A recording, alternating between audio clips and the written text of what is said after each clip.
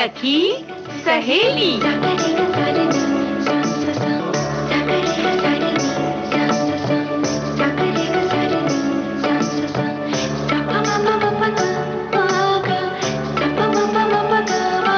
सखी सहेली।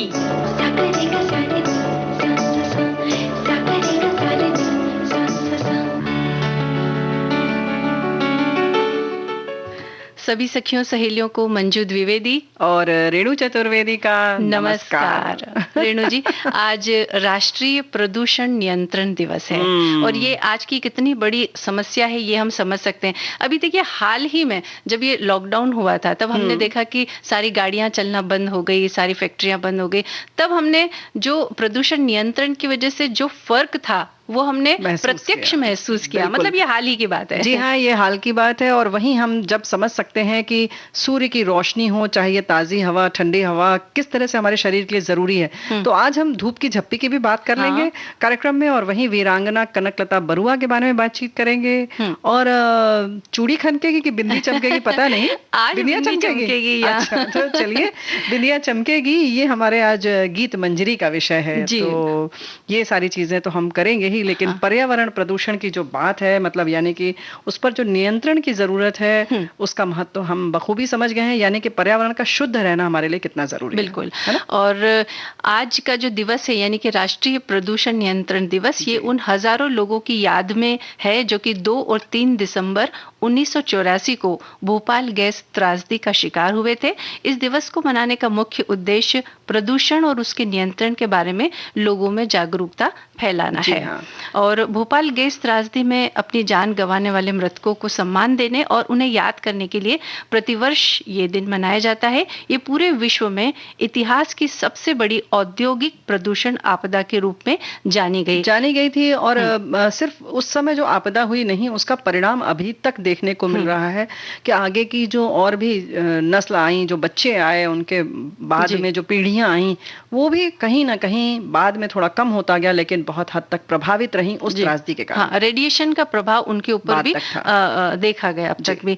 और भविष्य में इस प्रकार की आपदा से दूर रहने के लिए गंभीर निवारक उपायों की आवश्यकता तब महसूस की गई। और आज के दिन लोगों को बढ़ते प्रदूषण और इसके प्रतिकूल प्रभावों के प्रति आगाह भी किया जाता है। और ये भी बताया जाता है कि प्रदूषण के कारण पर्यावरण में या जलवायु में क्या परिवर्तन हो रहे हैं, तापमान किस तरह से बढ़ रहा है, और खेती बाड़ी पर भी इसका जो असर हो रहा है, उस बात के प्रति भी जागरूकता इस दिन बिल्कुल होना ही चाहिए। लोगों में ये कोशिश की जा रही है। लेकिन मंजू, लगता नहीं कि बहुत हद तक जो चीजें हमें मालूम है, कहीं ना कहीं हम उस पर तो गौर कर ही सकते हैं ना। छोटे तौर पर ही शुरुआत करें, लेकिन करते रहना चाहिए। यानी पर्यावरण प्रदूषण बहुत सारी चीजें हैं। अब जैसे सर्दियां आ गई हैं बहुत सारी जगहों पर, तो लोग आग तापने के लिए कुछ भी जला देते हैं। उसमें प्लास्टिक हो, टायर हो, ट्यूब हो, कुछ भी जला देते हैं। और उसकी वजह से जो धुआं निकलता है उसमें बहुत सारी जहरीली गैसें होती है जो कि पर्यावरण को नुकसान पहुंचाती है। जब पर्यावरण की बात आती है तो सभी लोग शायद ये सोचते हैं कि इसमें हम क्या कर सकते हैं, या हमारा क्या योगदान हो सकता है, या फिर हमारे एक योगदान से पर्यावरण पर क्या फर्क पड़ सकता है। पड़ता है। लेकिन छोटे छोटे ये जो प्रयास होते हैं सब मिलकर करेंगे तभी हो सकता है। और पर्यावरण हम सभी का है, किसी एक व्यक्ति का नहीं है। और बिल्कुल जब आता है पर्यावरण, मतलब धूप आती है, कोई भी प्रकृति ने जो हमें दिया है, वो तो जब कहीं भेदभाव ही नहीं करती, सब हमें दोनों हाथ से लुटाती है। तो फिर हमारा तुम्हारा कैसे हम कर सकते हैं ना। और एक अगर पर्यावरण को नुकसान पहुंचाता है तो उसका असर दूसरों पर भी होता है, और दूसरा पहुंचाता है तो पहले पर भी होता है। तो इसलिए केवल हम क्या करें या हम क्या कर सकते हैं, अगर इस सोच में अगर हम रह गए तो नुकसान हम सभी का होगा। जैसे कि हम कम से कम कोशिश करें कि वाहन कम से कम लेके जाएं, हो सके तो सार्वजनिक वाहनों पर सफर करें। वहीं पर अगर जरूरत नहीं है तो घर में अगर एक एसी से काम चल सकता है तो उतना ही, क्योंकि उससे भी गैस निकलती है। वैसे ही फ्रिज की बात है, तो इतनी मतलब ऐशो आराम की जिंदगी में थोड़ी सी अगर हम तब्दीली कर लें, कहीं ना कहीं समझौता करने लगे, तो बहुत हद तक हम इस पर नियंत्रण कर सकते हैं, है ना। और एक छोटा सा प्रयास ये भी हो सकता है कि जब आप गाड़ी लेकर के सिग्नल पर खड़े हों और आपको पता है कि अभी 2 मिनट का समय है सिग्नल का ग्रीन होने में, तो आप अपने इंजन को बंद भी कर सकते हैं। ये छोटा सा उपाय भी बहुत फर्क कर सकता है। ये जो है ना बंद करने वाली जो बात है, वैसे तो हम यही लालच देते हैं कि आपके ईंधन की बचत होगी, आपके पैसे की बचत होगी। यानी जब हम ईंधन की बचत की बात करते हैं तब भी ये उदाहरण देते हैं। लेकिन सोचिए जरा, सा, इसमें दोहरा लाभ है। पहला तो ये कि आपका सीधे सीधे पैसे की आपकी बचत होती है, वहीं हम ईंधन को भी संरक्षित कर लेते हैं, उसकी भी बचत कर लेते हैं, और तीसरी जो बात है, पर्यावरण प्रदूषण में भी कहीं ना कहीं बचत हो जाती है, उसमें प्रदूषण जो है वो कम होता है। तो ये सारी चीजें हैं, तो हम क्यों नहीं ध्यान दे सकते? बिल्कुल। तो आज के दिन हम सब संकल्प लें कि जिस तरह से भी पर्यावरण का संरक्षण हम कर सकेंगे, छोटी छोटी कोशिशों के माध्यम से ही सही, लेकिन करने का प्रयास जरूर करेंगे। बिल्कुल, ये दिन इसीलिए होते हैं, तो बिल्कुल इस बात का ख्याल रखें, और छोटी छोटी चीजों से ही बातें बढ़ती हैं। और हम बराबर जब खुशियों की बात आती है तो जन्मदिन एक बड़ा खास दिन होता है। हाँ। बिल्कुल, जन्मदिन आते ही सभी के चेहरे पर यूं कह सकते हैं कि एक मुस्कान आ जाती है, तेज आ जाता है, सोचते हैं कि नहीं आज हमारा जन्मदिन है, और उसे अपने आप में ये लगता है कि आज मेरे लिए बहुत खास दिन है। और बाकी लोग तो मनाते ही हैं, लेकिन कुछ लोग ऐसे भी होते हैं जिनके जन्मदिन को सभी लोग याद करते हैं। तो आज हम याद कर रहे हैं अशला नागर जी को। हाँ, आज उनका जन्मदिन है। साहित्यकार, कथाकार, हिंदी फिल्म पटकथाकार और संवाद लेखिका हैं ये, और साहित्यकार अमृतलाल नागर की पुत्री हैं ये। और फिल्मों की अगर बात करें तो निकाह, जो कि 1982 में फिल्म आई थी, आखिर क्यों, बागबान, ईश्वर, मेरा पति सिर्फ मेरा है, निगाहें, नगीना, ये उनकी चर्चित या प्रमुख फिल्में हैं। और एक साहित्यकार के रूप में उनके 2 कथा संग्रह प्रदर्शित हुए, क्रमशः उनके नाम है नायक खलनायक और बोल मेरी मछली, तथा एक संस्मरण संग्रह है बाबूजी बेटाजी एंड कंपनी, ये प्रकाशित हुए हैं। ये थोड़ा सा हास्य में है, बाबूजी बेटाजी एंड कंपनी, क्योंकि ये प्रसिद्ध साहित्यकार अमृतलाल नागर जी की पुत्री हैं। तो जाहिर है कि वो इनके रग रग में है लेखनी, और बड़ी एक तरह से कहना चाहिए बड़ी सरल हृदय व्यक्तित्व की मालकिन है अशला जी, और हम उन्हें ढेर सारी बधाई देते हैं जन्मदिन की, क्योंकि इतने बड़े साहित्यकार की पुत्री होना और फिल्मों के साथ जुड़ाव होने के साथ साथ एक ग्लैमर की दुनिया से जुड़े रहने के बाद भी आप अगर उनसे बात करती हैं तो बिल्कुल ऐसे बात करती हैं जैसे आप किसी अपनी माँ से मिल रही हैं जी। तो ये जो व्यक्तित्व की सरलता है, ये हमारे लिए बहुत प्रेरणा की बात है। हाँ बिल्कुल, उन्हें उनके कार्य के लिए जो कुछ पुरस्कार दिए गए हैं उनके बारे में भी अपने सखियों को बता देते हैं। साहित्य भूषण पुरस्कार, हिंदी उर्दू साहित्य अवार्ड कमेटी सम्मान, यशपाल अनुशंसा सम्मान, साहित्य शिरोमणि सम्मान, ऐसे सम्मानों से उन्हें सम्मानित किया जा चुका है। हमने बॉम्बे टॉकीज में उन पर प्रोग्राम भी किया था, और जब बातें की तब बड़ा मजा आया। और जिस तरह से फिल्मों के समय में भी एक कार्य के प्रति जो उनकी ईमानदारी है, जैसे कि वो नौकरी कर रही थी और हमारे विविध भारती में ही थी, और जब उन्होंने निकाह लिखा तो उनकी व्यस्तता इस कदर हो गई कि उन्होंने नौकरी छोड़ दी। तो ये बहुत बड़ी बात है कि उन्होंने नौकरी से त्यागपत्र इसलिए दिया कि एक जो भी कार्य कर रही हैं उसके प्रति ईमानदार रहें, जबकि आदमी आमतौर पे कहता है कि दोनों वो चला सकती थी, लेकिन उन्होंने कहा नहीं। तो ये जो कर्मठता है, उसके साथ साथ कार्य के प्रति समर्पण, ये सारी चीजें हमारे लिए सीखने वाली चीजें। बिल्कुल, ये बातें हमें सिखाती हैं कि किस तरह से जो ये बड़े लोग जो बनते हैं वो किस वजह से बनते हैं, क्या गुण होते हैं उनमें, जिसकी वजह से हम ये कह सकते हैं कि वो बड़े व्यक्ति हैं, है ना? यूं ही इतने सम्मान नहीं मिल जाते। तो उनकी एक अच्छी सी फिल्म का एक अच्छा सा गीत सुनेंगे। बिल्कुल, सुनते हैं।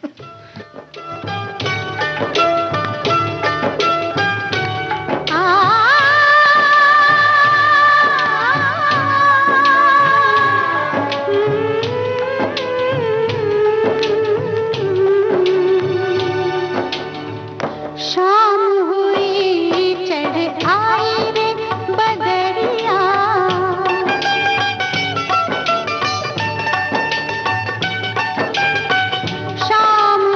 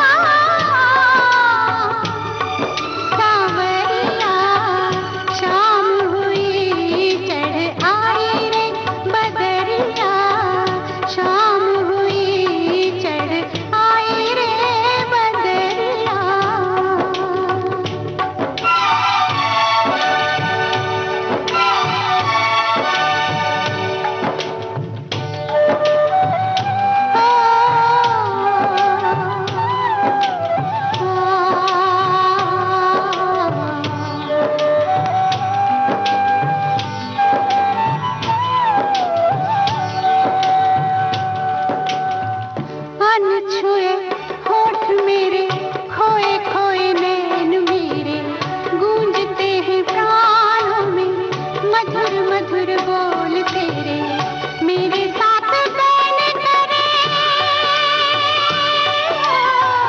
मेरे साथ बैन करे मोरे अटरिया।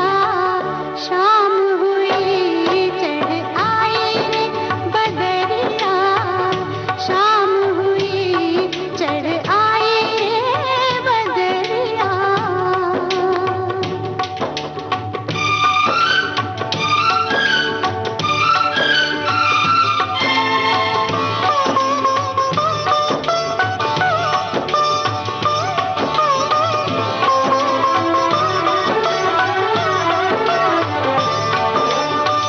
सोलह बरस बीते गिन गिन रतियाँ, पीते मिलन चली संग की सखियाँ, अब तो तेरा पिया, अब तो लेना पिया आगे खबरिया। शाम हुई चढ़ आई रे बदरिया।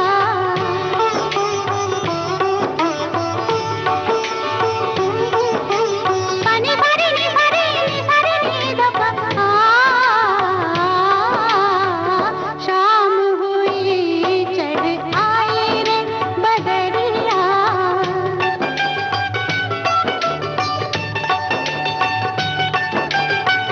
अब हुन आए मोरे शाम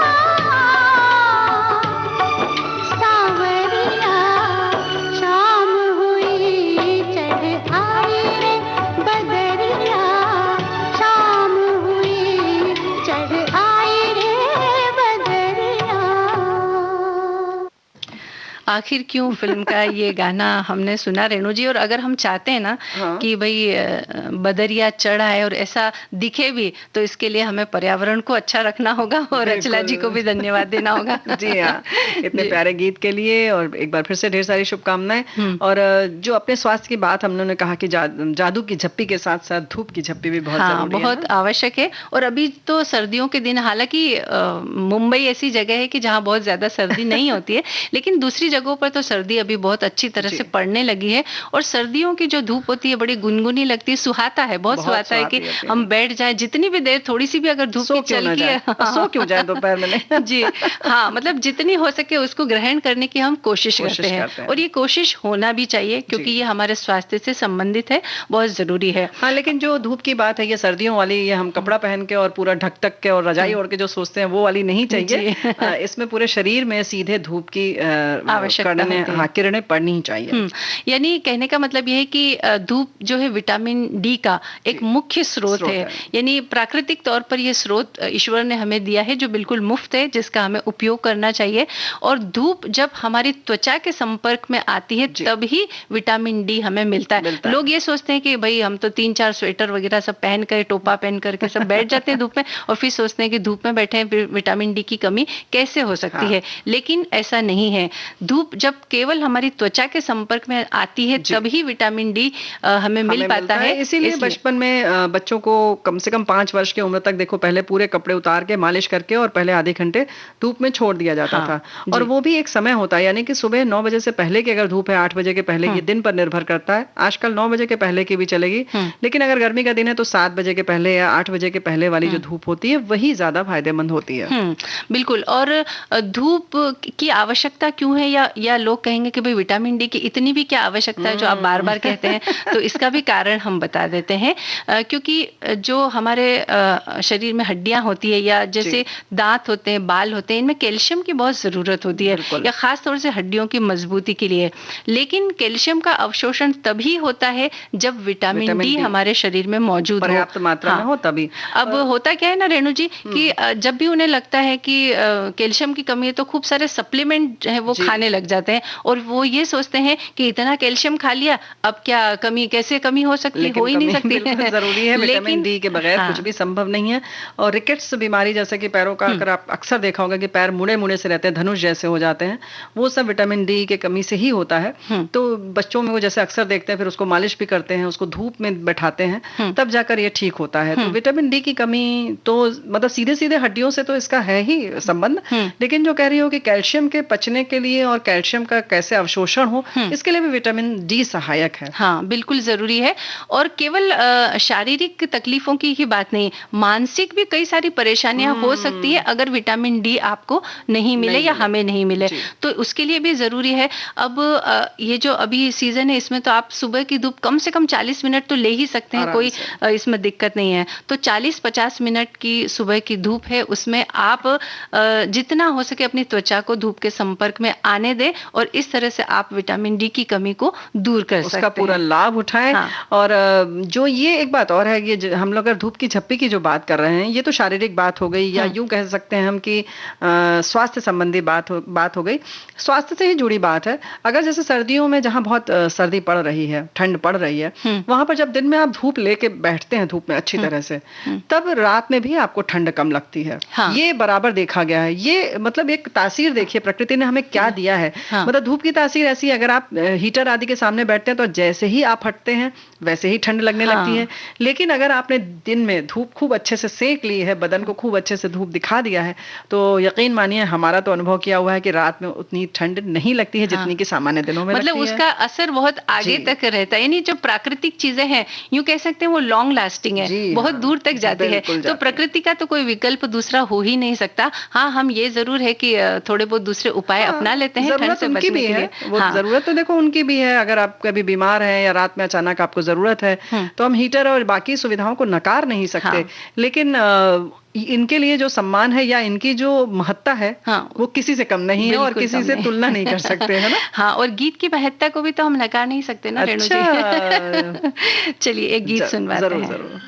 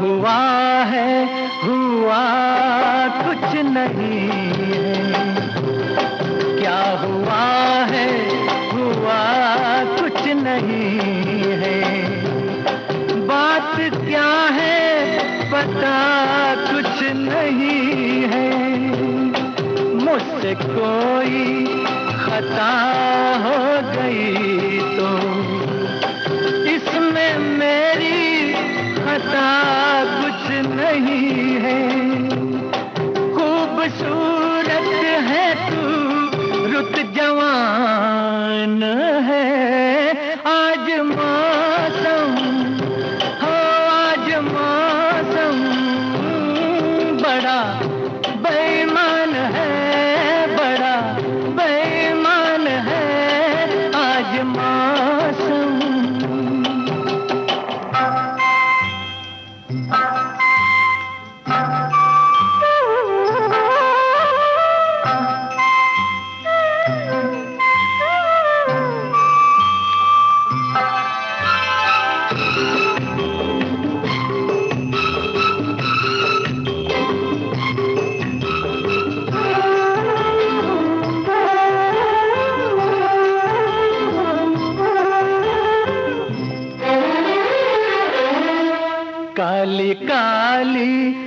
घटा डर रही है, काली काली घटा डर रही है।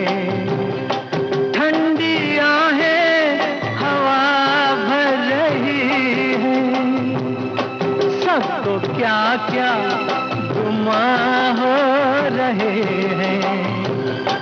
हर कली हम पे शक कर रही है, फूलों का दिल भी कुछ बदगुमान है। आज मौसम हो, आज मौसम बड़ा बेईमान है, बड़ा बेईमान है आज मौसम।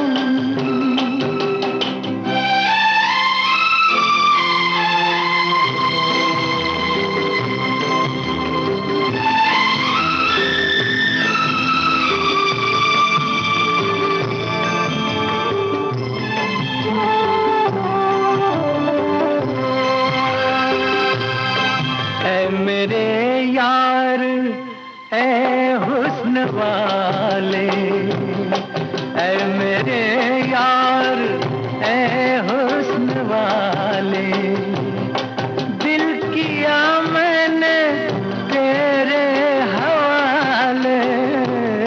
तेरी मर्जी पे अब बात ठहरी, जीने दे चाहे मार डाले।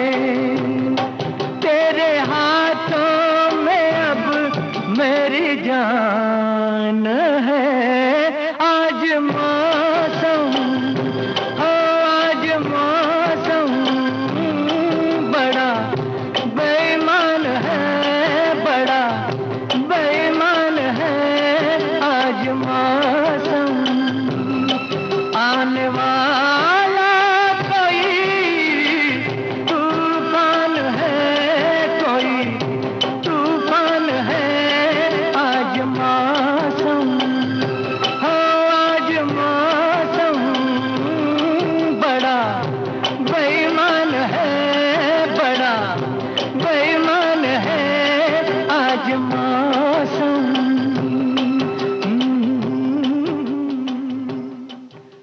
भाई मौसम तो बेईमान हो सकता है, लेकिन हमारे जब श्रोता मित्र जो है ना वो कार्यक्रम को सुन रहे हैं और सभी प्रदूषण के बारे में बड़े चिंतित होकर इस बात को लिख रहे हैं कि हमें इस बात का ख्याल रखना चाहिए। और वहीं हमारी सखी लिखती हैं कि लॉकडाउन के बाद से हमने सखी सहेली कार्यक्रम सुनना शुरू किया है और 2 ही महीने हुए हैं।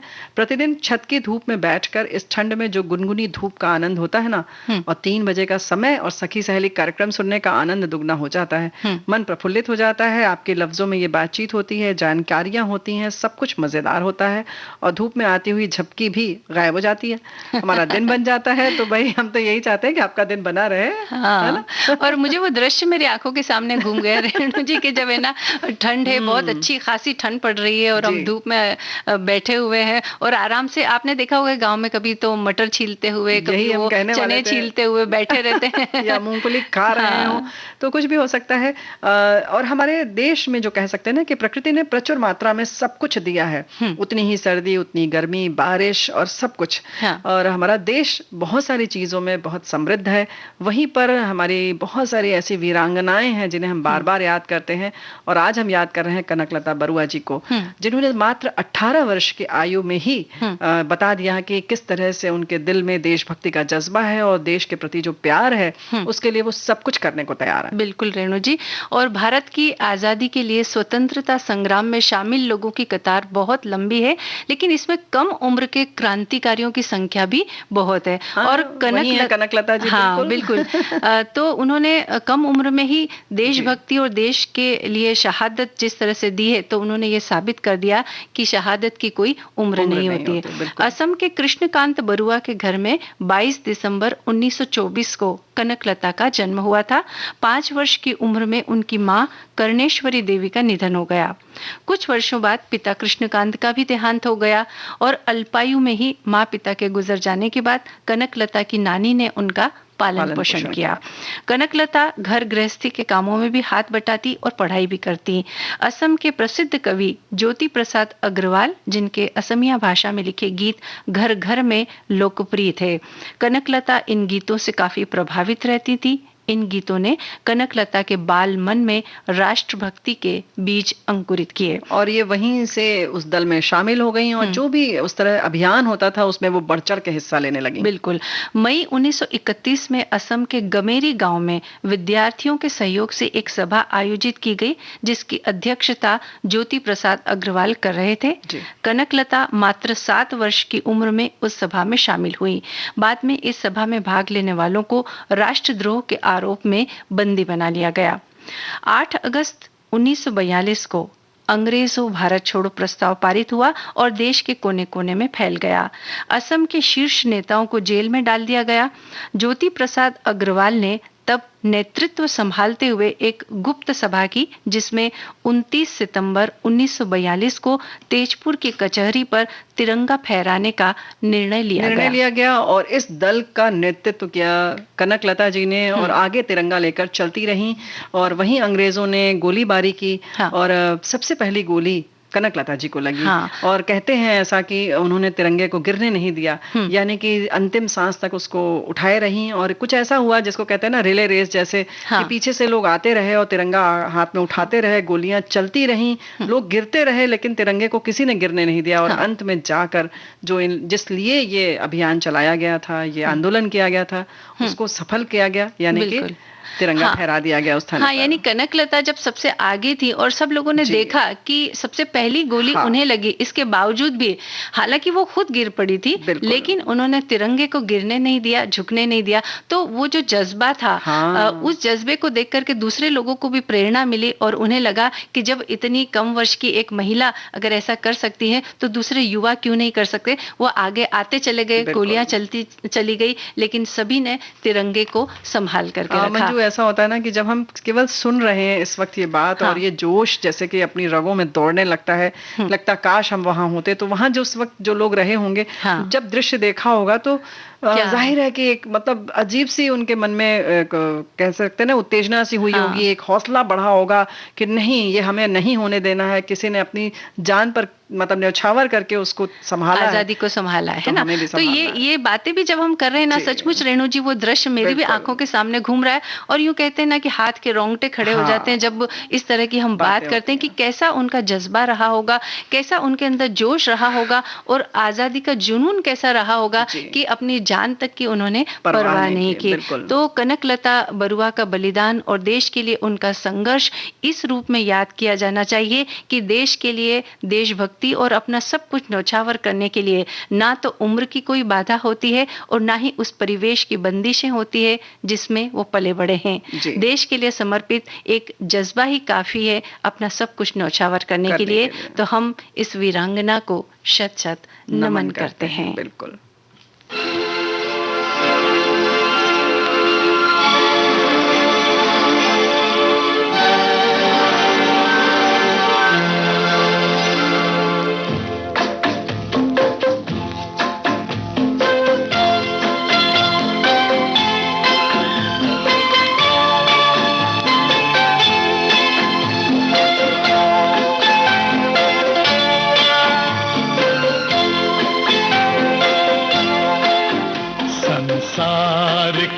हर शय का इतना ही फसाना है, एक धुंध से आना है, एक धुंध में जाना है।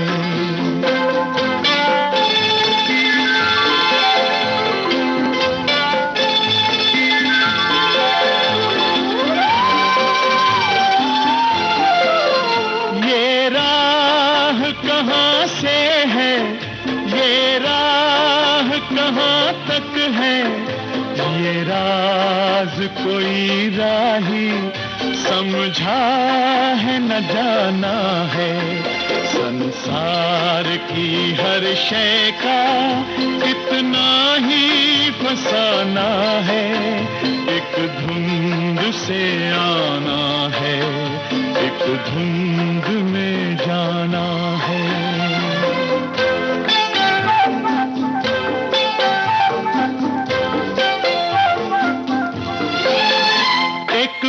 की पलक पर है ठहरी हुई ये दुनिया, एक पल के झपकने तक हर खेल सुहाना है। संसार की हर शय का इतना ही फसाना है, एक धुंध से आना है, एक धुंध में जाना है।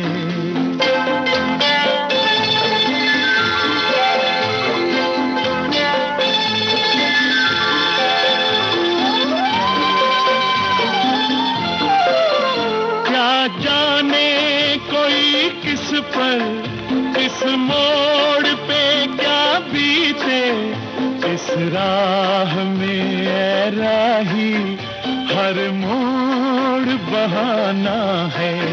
संसार की हर शय का इतना ही फसाना है, एक धुंध से आना है, एक धुंध में जाना है। ला ला ला ला ला ला ला ला ला ला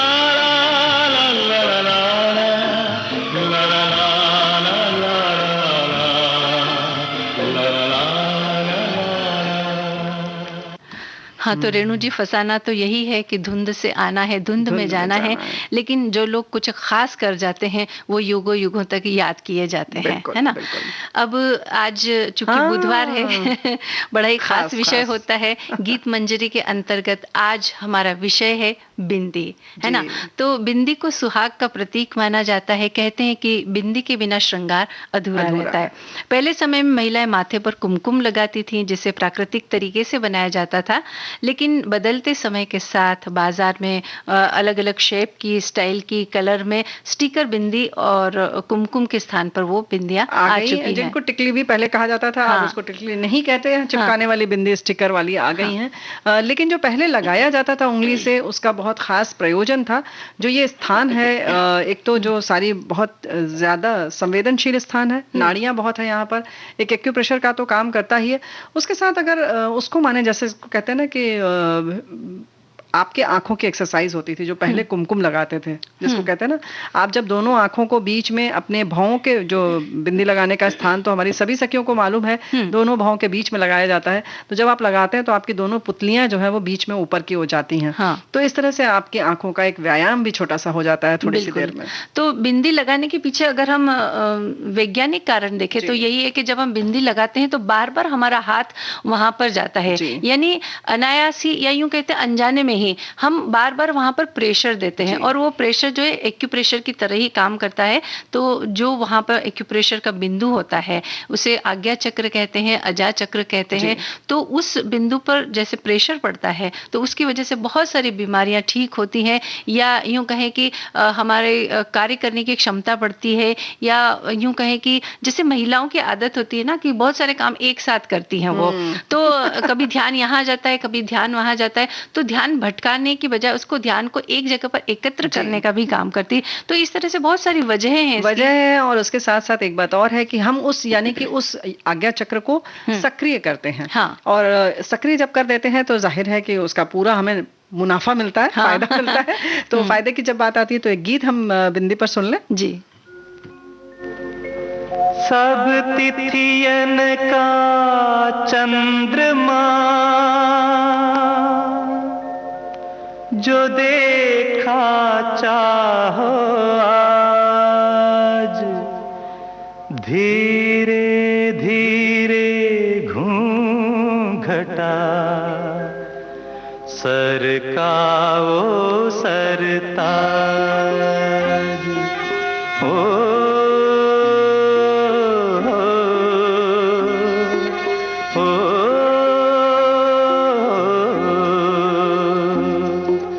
चांद जैसे मुखड़े पे बिंदिया सितारा,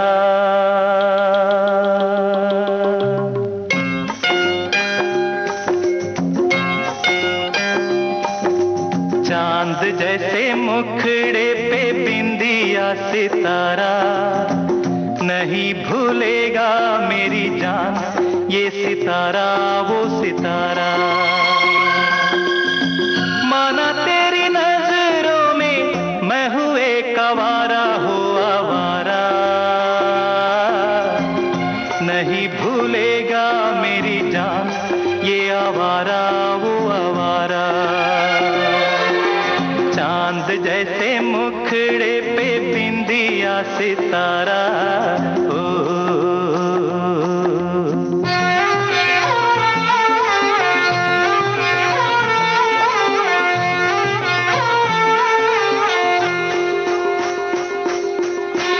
सागर सागर मोती मिलते पर्वत पर्वत पारस, तन मन ऐसे भीजे जैसे बरसे महुए का रस। अरे कस्तूरी को खोजता फिरता है ये बंजारा हो बंजारा,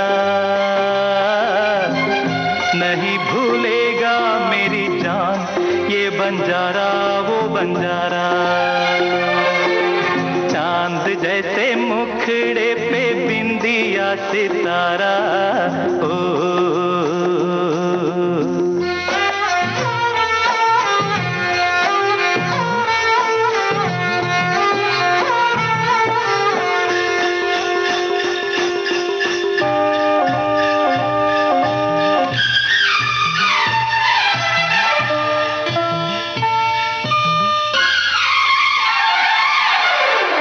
कजरारे चंचल नैनों में सूरज चांद कड़ेरा,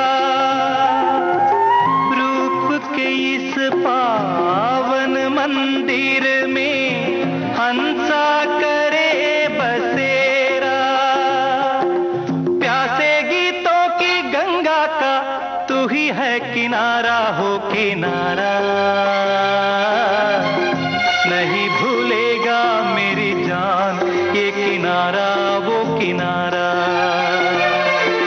चांद जैसे मुखड़े पे बिंदिया सितारा, नहीं भूलेगा मेरी जान ये सितारा वो सितारा।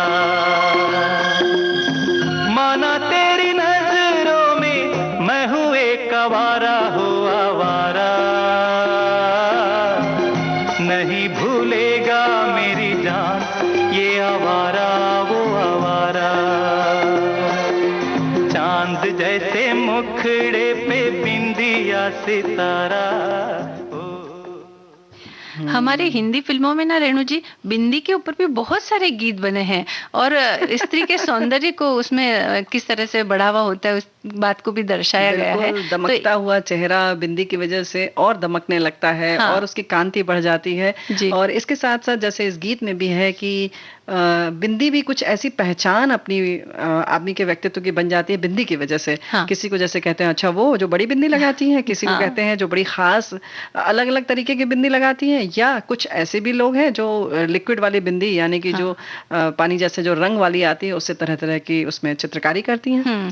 और समय के साथ बिंदी के उसमें भी बदलाव आता गया है ना, कि जैसे सबसे पहले तो कुमकुम की बिंदी लगाई जाती है जो कि हल्दी और चूने से बनाई जाती थी। जब इन दोनों चीजों को मिलाया जाता है तो वो लाल रंग बन जाता है और उसी से बिंदी लगाई जाती थी। लेकिन उसके बाद में जब स्टिकर की बिंदी आने लगी तो पहले के जमाने में तो केवल लाल या मरून कलर ही लगाया जाता है, लेकिन उसके बाद अब बहुत सारे जैसा आपने परिधान पहना है, जिस कलर की आपने साड़ी पहनी है, सूट पहना है, और जैसा आपको ठीक लगता है कि नहीं मुझे लंबी बिंदी चाहिए, चौकोर बिंदी चाहिए, या फिर 2-3 कलर अगर मिक्स है तो हम खुद ही बना लेते हैं बिंदी। उसके साथ साथ नग वाली चाहिए कि कैसी चाहिए, उसमें जो चमकते हुए सितारे हैं तो वाकई सितारे उसमें टांग दिए गए हैं अपनी बिंदियों में भी। तो इस तरीके से वो एक नई बिंदी का निर्माण हम खुद करते हैं, 2-3 कलर उसमें मिला लेते हैं और चिपका लेते हैं। तो इस तरह से बिंदी का स्वरूप जैसे जैसे समय गुजरता गया बदलता गया।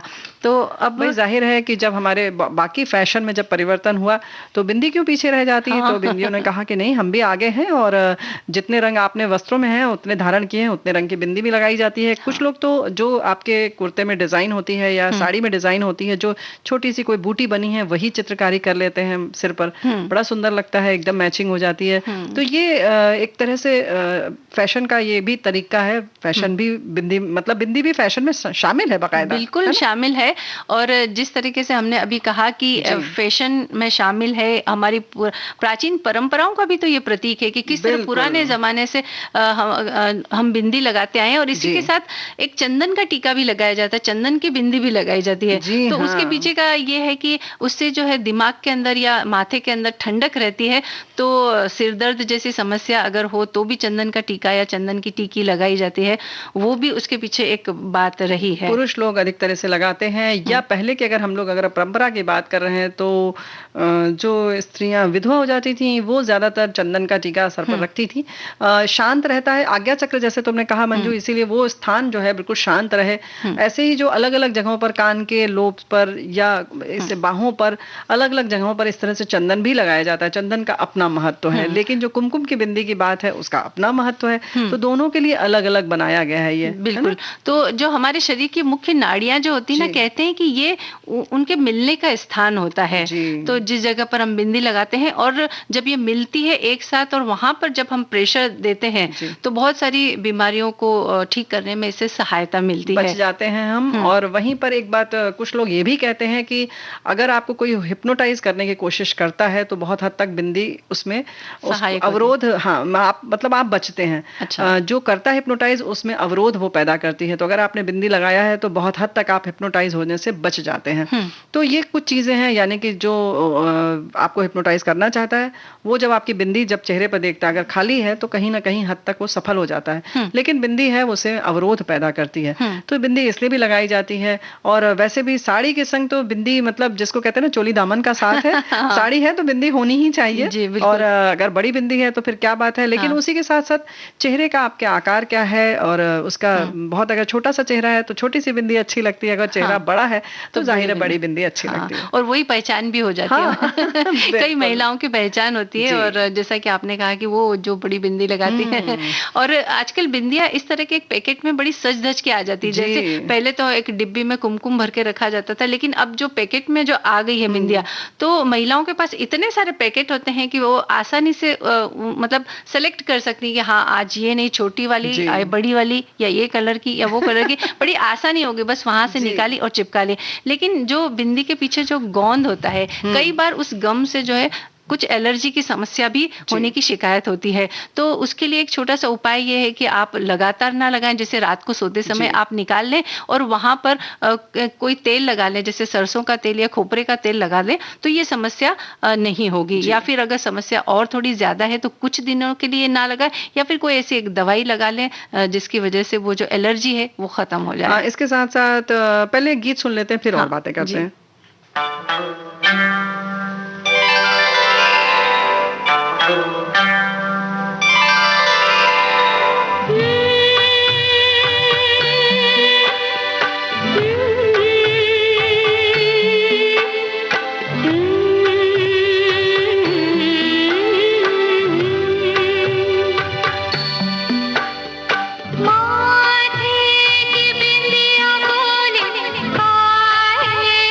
गोरी डो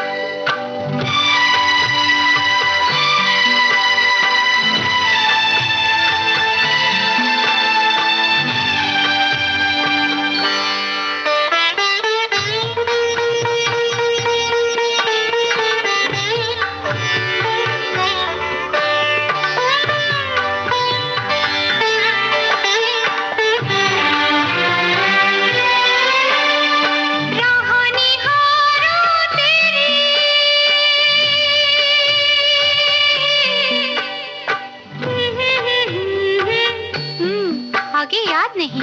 मुझे याद है। राह निहारो तेरी,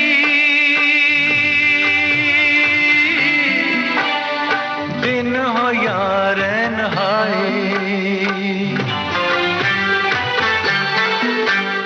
जाहिर भूल पाए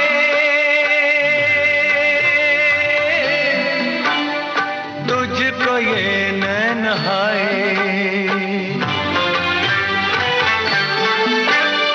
चांद भी धोखा दे नहीं पाया,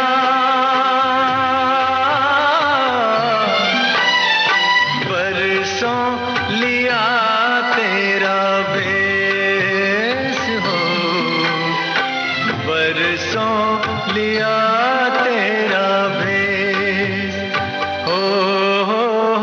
माथे की बिंदिया बोले काहे को गोरी डोले, सजना गए रे परदेस हो, सजना गए रे परदेस।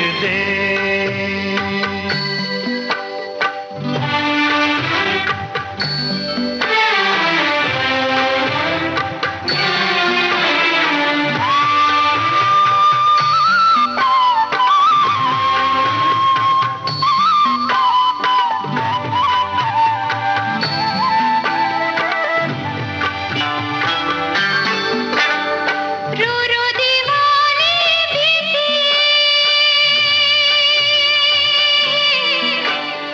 तरसा गई रे होली, खींचे ना चूनर तूने, भीगे ना मेरी चोली। सोनी से झरिया जब जब देखो,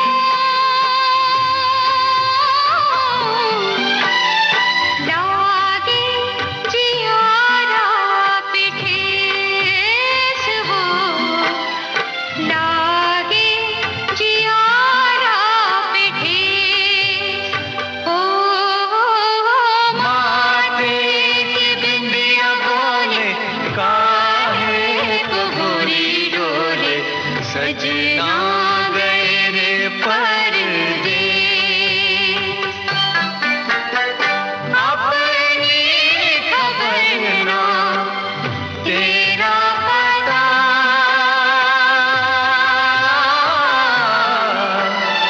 भेजूं किसे संदेश हो, भेजूं किसे संदेश।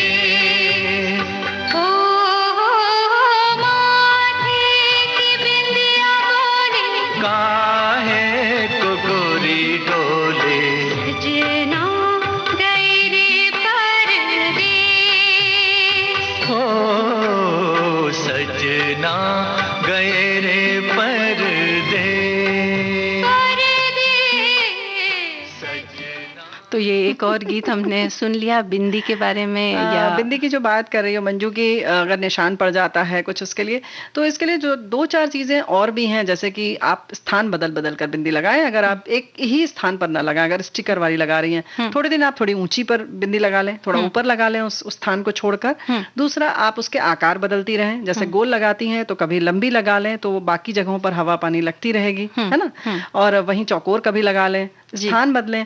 उसके साथ साथ अगर नहीं लगाने वाली जो बात है, अगर आपको लगाना ही है, हमारे यूं कहें कि संस्कार के हिसाब से, धर्म के हिसाब से, या जिस भी प्रचलन के हिसाब से रीति रिवाज है हमारा, तो आप कुमकुम का भी प्रयोग कर सकती हैं। हाँ। क्योंकि स्टिकर जो आ रहा है वो वाकई केमिकल है, रसायन है, तो कहीं ना कहीं हमारी त्वचा पर उसका विपरीत असर पड़ता है।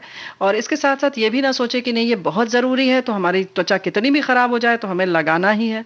तो इसमें भी थोड़ा सा हाथ जोड़ते हैं। जी, बस थोड़ी सी सावधानी रखें, और अगर किसी चीज की शुरुआत हो जाए तो शुरुआत में ही उसे रोक दिया जाए, थोड़े से प्रयास किए जाए। यानी कि चिकित्सक को जरूर दिखा लें इसको, आप बहुत हल्के में न लें। और शौक के तौर पर लगाती हूँ, चाहे आप संस्कार के तौर पर लगाती हूँ, जो भी है इसको जरूर लगाएं आप। लेकिन अगर इस तरीके की कोई भी त्वचा संबंधी समस्या हो रही है तो सतर्क रहें। बिल्कुल। और वहीं जैसे महिलाएं बिंदी लगाती, पुरुष भी तिलक लगाते हैं, या पुरुषों को तिलक लगाया जाता है। जैसे कोई भी मांगलिक कार्य हो घर में, कोई धार्मिक कार्य हो, तो सबसे पहले पुरुष को तिलक लगाया जाता है। तो उसके पीछे भी कारण वही है कि माथे के बीचों बीच जो आज्ञा चक्र होता है, वहाँ ईड़ा, पिंगला और सुषुम्ना नाड़ी का संगम है, और यही हमारा चेतना का केंद्र भी होता है। तो वैज्ञानिक दृष्टिकोण से चंदन का तिलक लगाने से मस्तिष्क में शांति, तरावट और शीतलता बनी रहती है। और आपने देखा होगा कि तिलक लगवाते समय जो पुरुष है वो हाथ अपना सिर के ऊपर रखते हैं, तो उसके पीछे का कारण ये है कि सकारात्मक ऊर्जा हमारे शीर्ष चक्र पर एकत्र हो, ताकि हमारे विचार सकारात्मक हो, इसलिए वो हाथ रखते हैं। और उसके साथ साथ एक और भी है कि हमारा ध्यान जो केंद्रित करने हैं, मतलब एकाग्रचित्त होने के लिए भी ये सहायक होता है। चंदन का टीका लगाना अलग तरीका होता है, ये पुरुष स्वयं लगाते हैं, घिस कर लगाते हैं, और जो कि पूजा के समय प्रतिदिन लगाते हैं। लेकिन जो तिलक लगाने वाली जो परंपरा है, जो आमतौर पर जैसे रक्षाबंधन पर हम भाइयों को लगाते हैं, वो हम अपने अंगूठे से जब लगाते हैं, उनके सिर पर एक विजय तिलक जैसा लगता है, अलग गरिमा उसकी होती है, उसका अलग मतलब आनंद आता है, और चेहरे की जो ताजगी है वो बिल्कुल अलग हो जाती है। और चंदन में जो सौम्यता है वो अपनी है, और इस तिलक की अलग तरीका है, उसमें अक्षत भी लगाते हैं। तो ये सारी चीजें, धन धान्य को भी हम सम्मान देते हैं, सिर पर रखते हैं। धान जो है हमारा, एक तरह से कह सकते हैं हमारे देश का स्टेपल फूड है, बहुत बेसिक है, और गरीब से लेकर अमीर तक सब इसे खाते हैं। तो इसको हम सर पर रखते हैं, क्योंकि उसका उतना ही महत्व है जितना बाकी चीजों का है ना? और पूजा के समय भी तिलक लगाते हैं, यहाँ तक कि हम भगवान को भी स्नान करने के बाद चंदन का तिलक लगाते हैं। और उसका भी भाव यही होता है कि हमारा जीवन आपकी कृपा से सुगंध से भर जाए, और हमारा व्यवहार शीतल बना रहे, हम ठंडे दिमाग से काम करें, क्योंकि अक्सर होता है क्या है कि उत्तेजना में काम बिगड़ता है। तो इसलिए चंदन लगाने से हमारी जो ये उत्तेजना है ये काबू में रहती है, ये इसके पीछे का मंतव्य होता है। यानी कि हम सीधे, सरल और शांत और विनम्र बने रहें। हाँ, और जैसा कि आपने कहा अंगूठे से लगाया, वैसे तिलक जो है अनामिका उंगली से भी लगाया जाता है। अनामिका उंगली सूर्य की प्रतीक होती है, और इसके तिलक लगाने से प्रतिष्ठा मिलती है। और मान सम्मान के लिए अंगुष्ठ यानी कि अंगूठे से तिलक लगाया जाता है, और विजय प्राप्ति के लिए तर्जनी उंगली से तिलक लगाया जाता है। ये एक परंपरा रही है। तर्जनी जो हमारी पहली उंगली होती है वो, और जिसको इंडेक्स फिंगर भी कहते हैं। तो ये सारी चीजें बहुत अलग अलग ढंग से बनी हुई हैं। इसका एक खास तरीका है, जो हम बार बार कहते हैं कि हमारे जो संस्कार हैं, जो हमारे रीति रिवाज हैं, उनके पीछे कोई ना कोई वैज्ञानिक तथ्य जरूर है। तो इसको समझें। और जैसे बिंदी के, लेकिन फिर से एक बार हम बात कहते हैं कि ये जो स्टिकर वाली बिंदी हमारी संस्कार परंपरा नहीं है, हमने स्वरूप उसका बदल दिया है। तो अगर उससे तकलीफ हो रही है तो उसको बिल्कुल उसमें रूढ़िवादी न बने, उसके लिए अपना ध्यान रखें। बिल्कुल। और तिलक के रंग के बारे में भी थोड़ा सा हम बता देते हैं कि तिलक किसी भी रंग का हो, सभी में ऊर्जा होती है, लेकिन सफेद रंग यानी कि चंदन का जो तिलक होता है वो शीतलदायी होता है। लाल रंग के तिलक को ऊर्जा का प्रतीक माना गया है, और पीले रंग के तिलक को प्रसन्न चित्त रहने के लिए लगाया जाता है। और वहीं जो शिव भक्त हैं वो भभूति यानी काले रंग का तिलक लगाते हैं, जो मोह माया से दूर रहने का सूचक है। जी हाँ, और वहीं भस्म का भी लगाते हैं, जो भी और भी ज्यादा हमें विमुक्त करता है इस भौतिक संसार से, बिल्कुल विमुक्त करने की कोशिश करता है। यानी कि हम इस लौकिक संसार से पारलौकिक बनने की कोशिश करें। जी। अपनी छब बनाए के जो मैं पी के पास गई, अपनी छब बनाए के जो मैं पी के पास गई, जब छब देखी पीहू की, सो मैं अपनी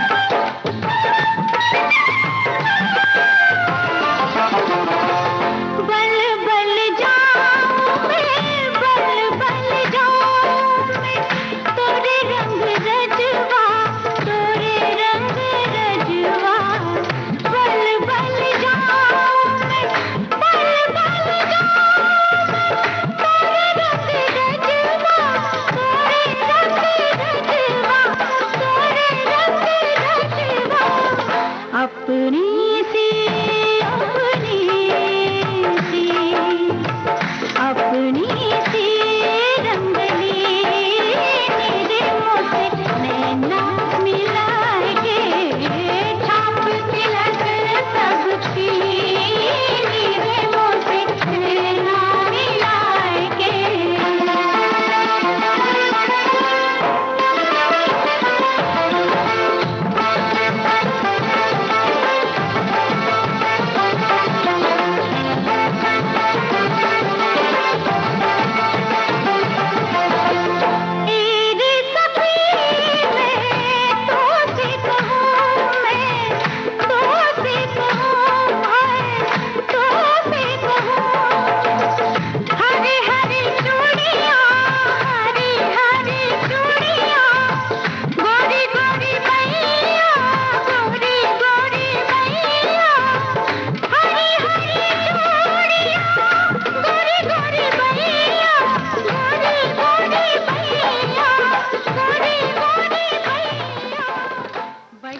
तो रेणु जी ये गीत बड़ी अमीर खुसरो का लिखा हुआ ये गीत हाँ। बहुत सुंदर।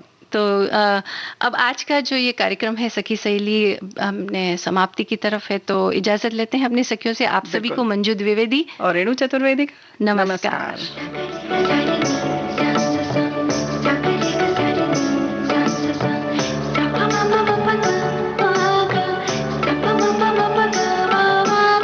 सखी सहेली